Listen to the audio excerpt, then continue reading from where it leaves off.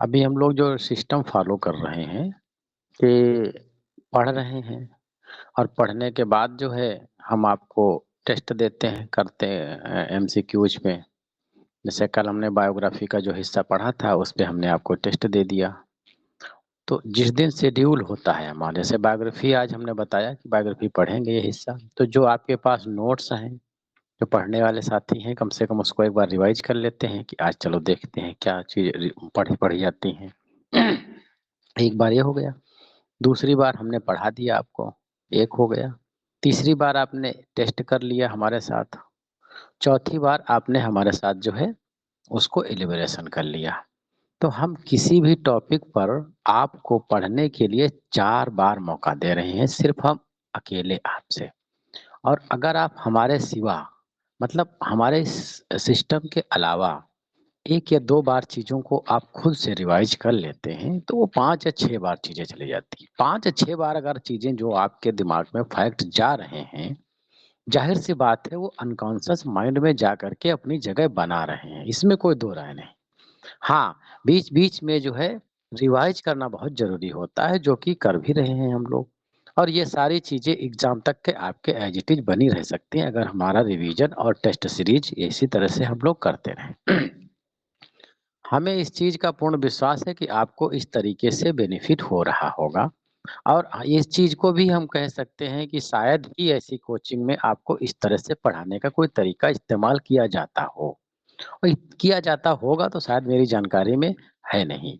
और इतना ज़रूर बता देंगे कि जितना हमने जानकारी इधर-उधर से लिया, जो भी चीज़ें हमने इधर-उधर से पता करी, इवन इलाहाबाद या जो भी आगरा, जो भी फेमस लोग जहाँ-जहाँ से पढ़ाते हैं टीजीटी को, तो वो सब लोग जो है हमने ये देखा है कि कोर्स को पूरा कराते हैं आपका। उन्होंने पो कोर्स को पूरा करा दिया, फिर आपकी ज़िम्मेदारी है उसको तैयार कैसे करते हो। यहाँ पर सिर्फ़ कोर्स पूरा कराने का हमारा मकसद नहीं है, हमारी ये भी कोशिश है कि वो चीज़ें आपके दिमाग में एक स्थायी रूप ले लें। इसलिए इतनी एक्टिविटीज़ की जा रही हैं, वरना जो है सोचो, जो काम जहाँ से आप किसी कोचिंग में जाते हो कम से कम 5,000 या कुछ ठीक-ठाक कोचिंग वाले 10,000, 10,000 या 15,000, हमने तो 15,000 रुपए दे के कोचिंग को जॉइन किया था, शुरुआत जब हमने करी थी। तो ये रेट है टीजीटी की तैयारी का। और हमको आप लोगों ने कितने पेमेंट किया है? 499 पूरे बैच के लिए। क्या इस तुलना में कोई इसकी फीस है? क्यों? कोई फीस नहीं है ये।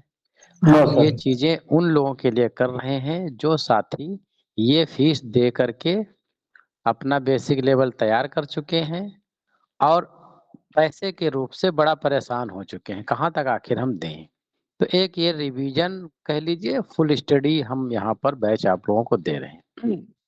इतनी मेहनत की जा रही है, इतनी चीज़ें आपके लिए की जा रही हैं। क्या इससे लगता है कि आपकी तैयारी में जो अब तक की तैयारी आपने किया है, उससे कुछ बेहतर परिणाम आपको मिलने वाले हैं या कुछ बेहतर तरीके से आपकी पढ़ाई हो रही है कि नहीं हो रही है? क्यों? कि वैसा ही सर सब सही कुछ तरीका है, फुल सही तरीका है चेंज हो सर। रहा है, फुल है। है ना? तो इन सब चीज़ों को जो है थोड़ा ध्यान रखिए आप लोग, और ये जो यूनिक तरीका हम लोगों ने अपनाया है, ये तरीका आप लोगों के सिलेक्शन के लिए आपको एडवांस करेगा। और अभी तक के आप लोगों ने 5,000 10,000 यूट्यूबर का जिनका भी आपने वीडियो देखा, वहाँ से पढ़ा लिखा, जो भी नॉलेज लिया, ठीक है सब कुछ।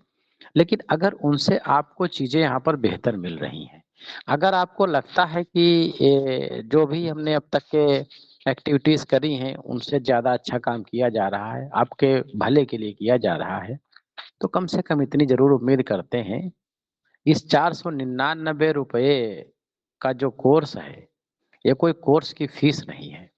कम से कम 2, 4, 6, 10 लोगों तक के बात पहुँचा दीजिए, ताकि हम लोगों का भी एक मनोबल बढ़ा रहे। आज का जो सेशन है हमारा, ये टोटली सेपरेट सेशन हो गया है। अब ओपन पे कुछ भी नहीं जाएगा। ओपन का भी लास्ट में होगा। क्यों नहीं जाएगा ओपन में? ये ज़रूरी नहीं कि हम चाहते नहीं हैं कि कोई हमारी चीज़ों को देखे, जाने, समझे। हम सब चाहते हैं। लेकिन हम ये चाहते हैं कि हम उन्हीं से साथियों से जुड़े जो डेडिकेटेड हैं, जो मेहनत करने वाले हैं और जो नियमित हैं, जो अनुशासित हैं। 499 रुपए जो है आपको नियमित बनाता है, अनुशासित बनाता है, डेडिकेशन आपके अंदर लेके आता है। अगर आप पैसा ना दें, हमारे साथ जुड़े रहें, तो हो सकता है, ऐसा नहीं कह सकते कि बिना पैसे के लोग अनुशासित होते नहीं, होते हैं। लेकिन मोस्टली हमने देखा जब बिना पैसे की चीज़ें होती हैं, तो ऐसे भी आए राम गए राम वाले भी झाँकने चले आते हैं। लेकिन जब आप रजिस्टर्ड तरीके से आप हमसे एक प्रोसीजर के थ्रू जुड़ते हो, तो फिर आप भी डेडिकेशंस करते हो। तो हमारे लिए भी फ़ायदा एक ये है कि हमको एक अच्छे लोग मिल रहे हैं।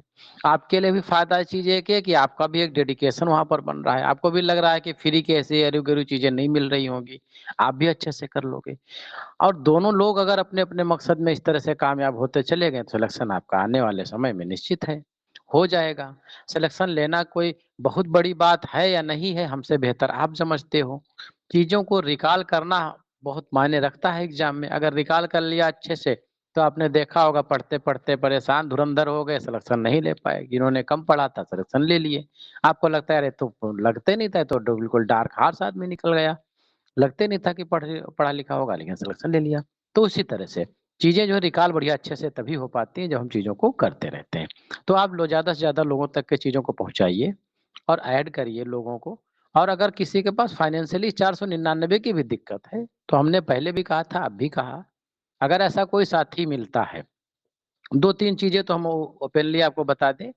अगर कोई विकलांग साथी मिल जाता है, फिज़िकली हैंडिकैप्ड है और कोई विडो है, और अगर कोई ऑर्फन जो कोई बंदा मिल जाता है जिसका फैमिली बैकग्राउंड बहुत ही पुअर रहा, कोरोना काल में बहुत सारे परिवार बर्बाद हुए, ऐसे परिवार से कोई संबंधित व्यक्ति आपको मिल जाता है, या कोई महिला ऐसी जो असहाय है, जिनका कोई बहुत फाइनेंशियल बैकग्राउंड नहीं है, पुरुष हो, कोई भी हो, अगर इस कैटेगरी के लोग मिल जाते हैं, तो उनके लिए 499 रुपए ये एग्जम्प्टेड है, ये फ्री है, ये गुड भी नहीं लिया इवनिंग सर। जाएगा। Good evening, good evening. Sir आज जल्दी क्लास स्टार्ट हो गई थी। नहीं भाई, good time evening table sir. देखा करिए आप लोग, daily time time table table sir देखा आप भूल करिए। गए। और दूसरा हमने नोटिंग भी अलग से स्पेशल एम्फसाइज करके डाला था, उनकी पहले चालू होगी, ठीक है? तो इस तरह के जो भी कैटेगरी के साथी आपको मिले, उनको आप जोड़ सकते हैं, उनसे कोई पेमेंट नहीं लिया जाएगा। हमारी टोटल एक्टिविटीज़ उनके लिए फ्री ऑफ कॉस्ट रहेंगी। हाँ, ये ज़रूर है कि वो गुरुदक्षिणा के रूप में उनसे जो भी श्रद्धा हो सके, ₹1 से लेकर के 499 के बीच में वो दे सकते हैं। कुछ लोग होते हैं फ्री में चीज़ें नहीं करना चाहते, तो वो नहीं करते, तो उनकी एक श्रद्धा है अगर, वो तो दे सकते हैं, लेकिन मेरे हिसाब से वो एग्ज़म्प्टेड रहेंगे। तो इतनी चीज़ें हम कर रहे हैं आपके लिए, आपके साथियों के लिए, तो इतना ज़रूर हम आपसे अपील करेंगे कि कम से कम 2, 4, 6, 10 लोगों तक के जो भी आपके साथी हों, हमारी इन एक्टिविटीज़ को पहुँचा दीजिए। हम उतने बड़े प्लेटफ़ॉर्म नहीं हैं कि यूट्यूब पर बहुत बड़ा प्रचार-प्रसार कर सकें, ज़्यादा से ज़्यादा लोगों तक के अपनी बात को पहुँचा पाएँ। 499 में कितने में हम टाइपिंग कराएँगे, कितने में मटेरियल लेके आएँगे, कितना काम पोर्टल का देंगे, कितना रिचार्ज कराएँगे, कितना नेट देंगे और कितना हम प्रचार कराएँगे? नहीं संभव है ना, नहीं कर सकते। तो हमारा माध्यम आप ही लोग हो। तो ज़्यादा से ज़्यादा लोगों तक के इस चीज़ को पहुँचाइए। हमारा टारगेट बनाया था हमने कि कम से कम जो है एटलीस्ट 50 लोग इस बैच में हो जाएँ, और आई होप कि अगर आप लोग सहयोग थोड़ा करेंगे, तो टारगेट हम अच्छे से अचीव कर लेंगे। अब हालाँकि प्रेशर कोई नहीं है हमारे स्तर से, ऐसा नहीं कि जुड़ गए हैं तो अब हम भाषण दे रहे हैं कि पढ़ने के लिए आए, कि इनका भाषण सुनने के लिए आए। लेकिन अगर ऐसा करेंगे, तो हमारे लिए आसानी ये हो जाएगी कि इतने कम बजट में जो हम चीज़ें कर रहे हैं, वो आसानी से कर पाएँगे। वरना करने में थोड़ा क्राइसिस हमें भी फेस करनी पड़ती है। लेकिन हो कुछ भी, करना है तो करना है। यात्रा जो चालू कर दिया, जब तक मंजिल नहीं मिलेगी तब तक रुकना है नहीं। सहयोग आप लोगों का मिलता रहेगा, तो थोड़ा यात्रा जो है पिलग्रिम प्रोग्रेस की तरह थोड़ा मज़ेदार होती चली जाएगी, मनोबल बढ़ता चला जाएगा। है ना? सुन रहे हैं आप लोग कि नहीं है? यस सर, जी सर। है सर चलिए सुन रहे पढ़ते हैं। हम लोगों ने विलियम शेक्सपियर के जो है जो बायोग्राफिकल फैक्ट्स देख चुके हैं, उनमें से कुछ आगे के जो फैक्ट्स बचे हुए हैं इनके प्लेस से रिलेटेड, उनको डील कर रहे हैं। आज हम अबाउट हिज प्लेस पे बात करेंगे। तो देखते हैं, all the manuscripts of his plays have perished, Shakespeare himself printed none of the text. कुछ भी शेक्सपियर ने कोई प्रिंट नहीं किया, सब मैन्युस्क्रिप्ट फॉर्म में मिले थे। एंड दो 16 of them appeared singly in quarto 1609 by Thomas Thorpe. 16 जो है सबसे पहले पब्लिश किए गए थे from during his life time. अच्छा, कहीं कहीं पर आपको 16 की जगह 18 भी मिल जाएगा, हालांकि इसका बहुत बड़ा ऑथेंटिक सोर्स नहीं मिला।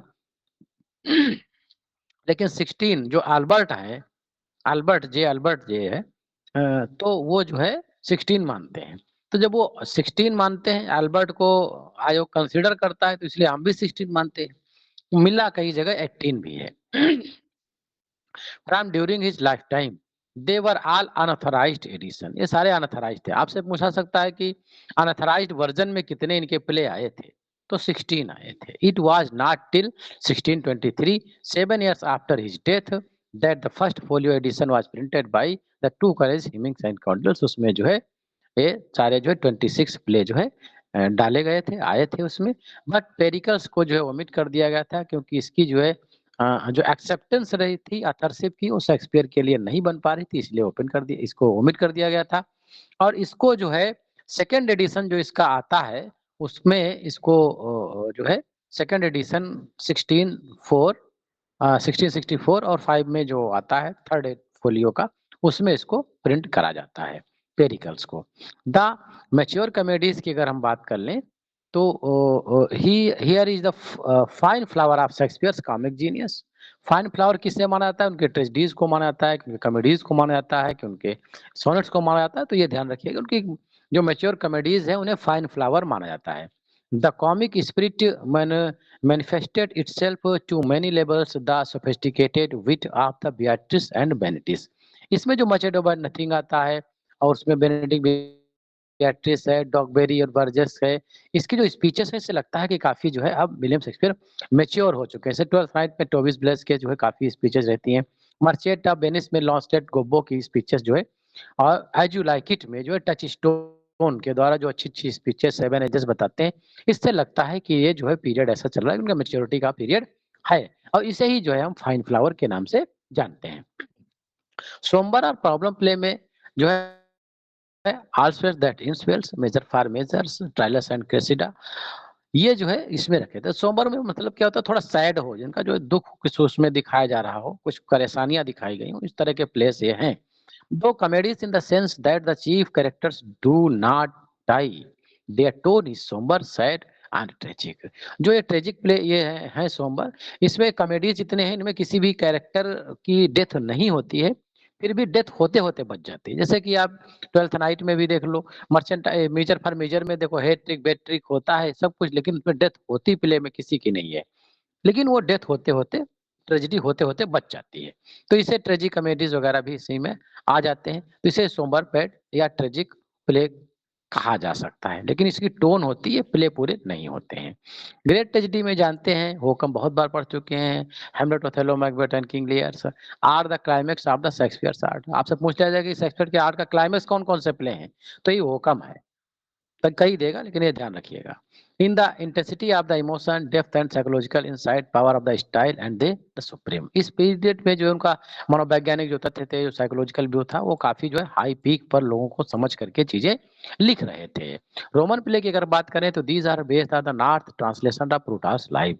ये आपसे पूछ लेता है कि इसका सोर्स क्या है, तो सोर्स एक एक प्ले का याद करने से बेहतर है कि आप जो है जो इनके कैटेगरीज है उसका देख लो। जैसे जूलियस सीजर है, एंटनी क्लियोपैट्रा, कैरोलिनस है, सेम्बलिन है, ये सारे के सारे रोमन प्ले हैं। रोमन प्ले का सबका सोर्स जो है एक ही है, प्लूटार्च लाइफ, जो नॉर्थ का ट्रांसलेशन था। सर सिम्बेलैंड को भी कंसीडर किया जाता है रोमन प्ले? हाँ, बात ये इसका डाउटेड है, हमने इसमें देखो तारांकित लगा रखा है, देख रहे हैं, हाँ सर। इसको हमने स्टार कर रखा है। कुछ लोग जो है इसे सिम्बलिन को भी, Cymbeline also consider a Roman play, but जो सर ये कहीं तीन कहीं ऊपर के मैंने हैं, सर कहीं कहीं बुक्स में मैंने ट्रायलस एंड क्रेसिडा पढ़ा है, रोमन प्ले कंसीडर किया गया। हो सकता है कहीं का उसका सोर्स अपना हो। हम तो अल्बर्ट जे लांग को देख के चल रहे हैं, हमारे जो नोट्स हैं, अगर कोई होगा तो हमें भेजिएगा व्हाट्सएप पे, देखेंगे ऑथेंटिक अगर ठीक है सोर्स होगा तो उस पर भी विचार करेंगे, ठीक है। जी। लेकिन इसको कुछ क्रिटिक्स सिम्बलिन को भी रोमन प्ले मानते हैं, बाकी तीन जो है ये जनरली हमारे पब्लिक डोमेन में हैं, इनको जो है हमें समझ के रखना चाहिए, ठीक अगर है। सर अगर क्वेश्चन कितने रोमन प्लेस का है तो फिर सर 3 लगाएंगे ना कि 4 लगाएंगे। हाँ, फिर हाउ थ्री मेनी? थ्री है, लेकिन कुछ लोग इसको मानते हैं तो क्वेश्चन के मोड पे निर्भर करेगा फिर क्वेश्चन पूछ कैसा रहा। कई चीजें ओके। जो है हम लोगों का पढ़ाया सिर्फ बेस काम करता है, और ऑल ओवर जितना कुछ हमने पढ़ा है वहां पर विवेक आपका लगाना पड़ेगा। आज इट इज जो है टेक्स्ट से चीजें बन जाए ये जरूरी है नहीं। ये सर ठीक क्वेश्चन है, बेस्ड है। हाँ क्वेश्चन बेस्ड चीजों करिए। लास्ट प्ले की अगर बात करें, a mellowed maturity is the chief feature of this group which contain the Cymbeline, Winter's Tales and Tempest। यहाँ पर जो है लग रहा था कि ये तो सब कुछ बढ़िया, इनका जीवन का जो लिटरेचर का पीरियड है वो सब हाई पे चला जा चुका है। तो इसमें काम एंड सीरिटी बड़ा सामंजस्य वाली चीजें लास्ट प्ले में इन्होंने दिखाई हैं। इंडियन फिल्म्स कुछ ऐसी बनी हुई हैं, इनके जो प्लेस हैं उनके बेस्ट पर, जैसे मकबूल आता है 2003 में, पिक्चर आती है विशाल भारद्वाज की, मैकबेथ पे बनी हुई है। ओथेलो 1955 में आती है, सत्यजीत बनाते हैं ओथेलो पर जो है ये आती है। हैदर 2014 में आती है, ये विशाल भारद्वाज की ही आती है, हेमलेट से लिया गया है। और रंगून 2017 में पिक्चर आती है जो विशाल भारद्वाज के द्वारा ही बनाई जाती है, और ये ओथेलो पर बेस्ड है। इसमें जो है वर्ल्ड वॉर सेकंड की चीजें भी दिखाई गई हैं। कलयुग जो 1981 में आती पुरानी पिक्चर है कलयुग की, श्याम बेनेगल के द्वारा बनाई गई थी, और ये ओथेलो पर जो है पिक्चर इनकी बेस्ड है। ये पॉइंट जो है टीजीटी के हिसाब से नहीं अब तक के क्वेश्चन यहाँ से बने हैं, लेकिन जीआईसी और आगे के एग्जाम्स में क्वेश्चन यहाँ के बनने की संभावनाएं हैं। और हो सकता है टीजीटी में भी अगर करंट क्वेश्चन डाल दे तो चीजें जानते रहना हमारे लिए बहुत जरूरी है। डाउटफुल प्ले इनमें जो है इनका टाइटस एंड्रोनिकस और कई ऐसे वर्क हैं जो इनके डाउटेड प्ले में माने जाते हैं। हालांकि बहुत ज्यादा यहाँ से ऑथेंटिकेशन नहीं मिल पाता है, फिर भी इन चीजों को जान जरूर लेते हैं। Shakespeare probably work with Marlowe in the two last part, Henry six and Richard third. माना जाता है कि मार्लो के साथ में इन्होंने काम किया है। The three plays Taming of the Shrew, Timon of Athens and Pericles are only partly Shakespeare works. ये माना जाता है कि जो ये वर्क है ये कुछ हिस्सा शेक्सपियर का है, बाकी इसका ऑथरशिप पूरी इनकी श्योर नहीं है, इसीलिए पेरिकल्स को जो है फर्स्ट फोलियो में ओमिट कर दिया गया था। लेकिन authorship Taming of the Shrew और टीमन ऑफ एथेंस की भी डाउटेड रही है। Henry eighth is the work of with Fletcher, Fletcher के साथ जो हेनरी एर्थ माना जाता है कि इसको जो है शेक्सपियर ने इसको अनकम्प्लीट कर छोड़ दिया था, और इसको जो है फिनिश किया था फ्लेचर ने। was put into Fletcher's hand completions। Two नोवेल्स किंग्समैन पहले ही बता चुके हैं कि जॉन फ्लेचर के कोलैबोरेशन में लिखा गया है। Edward third is one of the several crude plays published first anonymously and later attributed to the Shakespeare by the publishers. ये जो है अनोनिमसली पहली बार पब्लिश किया था, लेकिन पब्लिशर ने इनको शेक्सपियर को एट्रीब्यूट किया था। It contain as a passage the strongly suggest Shakespeare but the external evidence is against his authorship. लेकिन इसका जो एडवर्ड थर्ड है कुछ ऐसे पैसेज मिलते हैं लगता है कि शेक्सपियर का है, लेकिन इसकी जो अथरशिप है वो इनके पक्ष में नहीं रही, इसलिए इसको नहीं माना जाता है। कुछ ट्रेजिडीज की अगर बात करें तो हम पहले ही बात कर चुके हैं। ट्रेजिक प्ले जितने इनके Antony Cleopatra, Coriolanus, Hamlet, Julius Caesar, King Lears, Macbeth, Othello, Romeo Juliet, Timon of Athens, Titus Andronicus, सारे जो इनके क्या है ट्रेजिक प्ले हैं। इनका थोड़ा शार्ट में दिया गया है, वो चीज हम ज्यादा अच्छे से कवर कर पाएंगे जब हम इनका डिटेल स्टडी करेंगे। कॉमेडीज की अगर हम बात कर लें तो Two Gentlemen of Verona, All Swear That Ink Fails, As You Like It, Comedy of Errors, Love Labor Last, or The Merchant of Venice, a tragicomedy also consider this play, The Merry Wife of Windsor और Midsummer Night Dream, Much Ado About Nothing, ये बहुत ही बिटी play माना जाता है इनका। Training of the श्रीव एक फार्स है। द टेम्पेस्ट लास्ट प्ले इनका माना जाता है। ट्वेल्थ नाइट, ट्विंस और एरर आइडेंटिफिकेशन का ये प्ले है। मेजर फॉर मेजर एक प्रॉब्लम प्ले है। और the Winter's Tale love and jealous है, ये ग्रीन के पेंडेस्टो पर जो बेस्ड है। हिस्ट्री की प्लेस की अगर बात करा जाए तो Shakespeare histories are only about English monarchy, सिर्फ इंग्लिश मोनार्की को ही डील किया है। 4 of his plays, Richard II and 2 Richard II or Henry IV and Henry V are called the Henriade। हेनरियाड के लिए कौन कौन से प्ले हैं ध्यान दीजिएगा। रिचर्ड सेकंड है, हेनरी फोर्थ है और हेनरी फिफ्थ है। ये हेनरियाड कहे जाते हैं। ये except tetralogy that contain the event of the during of the 100 year wars, इसी में दिखाया गया है। हम इसको अच्छे से डील करेंगे जब इनके सर हिस्ट्री प्ले। डेट ये गलत है सर, प्रिंट मुझे लग रहा गलत हो गई 100 ईयर बाद की। हाँ हाँ हाँ हाँ 1337। सही सही सही, ये गलत हो गया है, ये प्रिंटिंग गलत हो गई है ना। हाँ सर ये 37। 14 नहीं सर लिखते सही है सर, लिखते 13 तो नहीं सही है, बन 37 हो जाएगा 27। रहा। एक मिनट, क्या बता रहे हो आप? सर 1337। 1337 से 1453 तक। यस सर, 1337 है ना, ये जी 7 का 37। 3 बन जाए, मामला सही ये हो सर जाए। ये 7 चेंज कर दीजिए सर 3 में बस। एक मिनट रुको भाई, ये कुछ गड़बड़ हो रहा है हमारे साथ, just wait.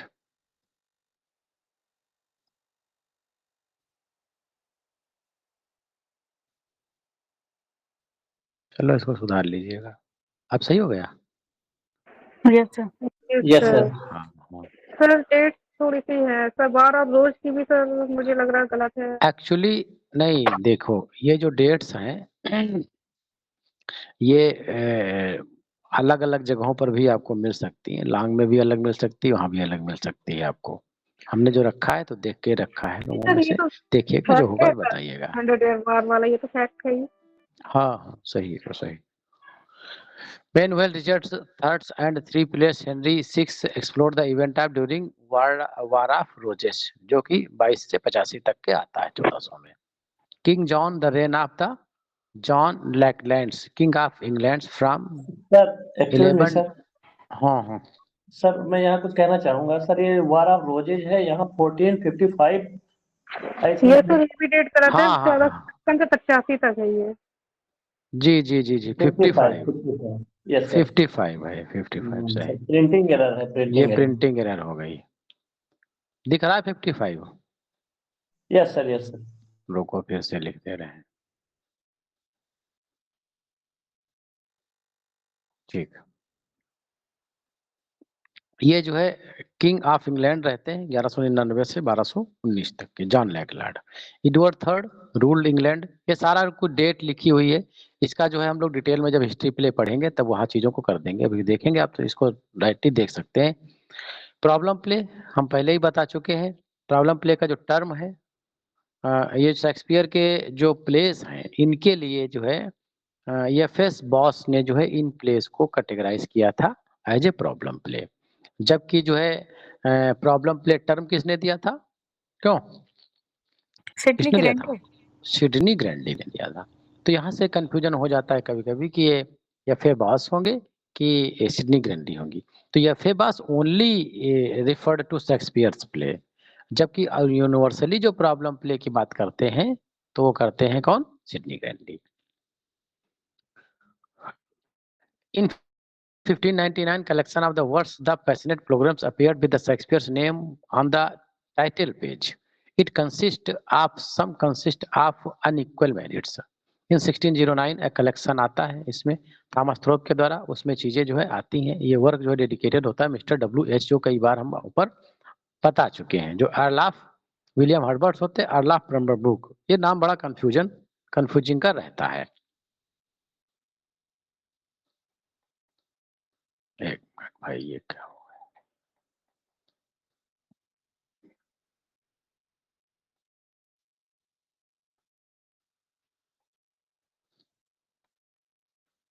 It varies from the nonsense versus Hamlet and clear, graceful perfection of Ariel's full fathoms. कुछ एक ऐसे इनके सॉन्ग्स या स्पीचेस हैं जो नॉनसेंस सॉन्ग के अंतर्गत में आते हैं। उन्हीं में से एक है आपका फुल फैदम ऑफ 5।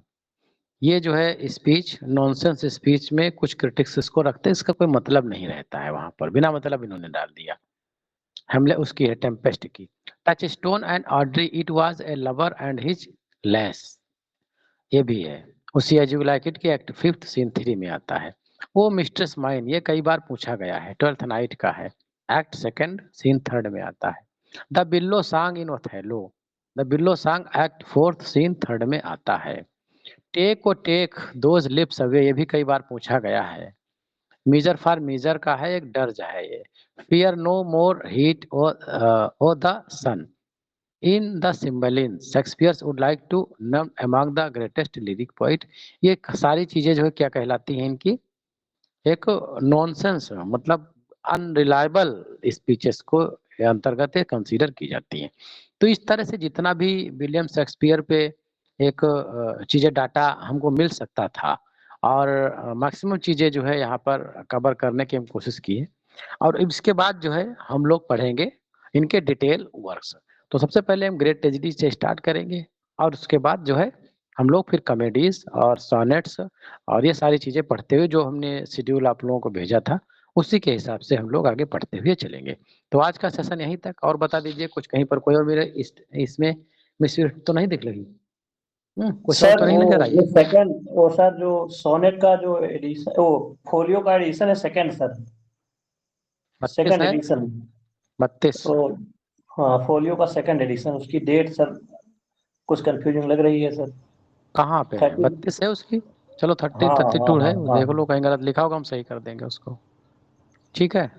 जो ओके चीजें सर। जानते हो, जो जी चीजें जानते हैं, वो सब पब्लिक बताया गया डोमेन में था। है और हो सकता जी जी कहीं जी। मिसप्रिंट हुई हो कहीं नोट्स में, वो तो उसको सही मिसप्रिंट कर सर हो दिया गए, जाएगा। टाइपिंग एरर है सर, ठीक टाइपिंग है, तो एरर। अपना सेशन यहीं तक रखते हैं, आगे देखते हैं हम लोग नेक्स्ट सेशन जो है ग्रामर।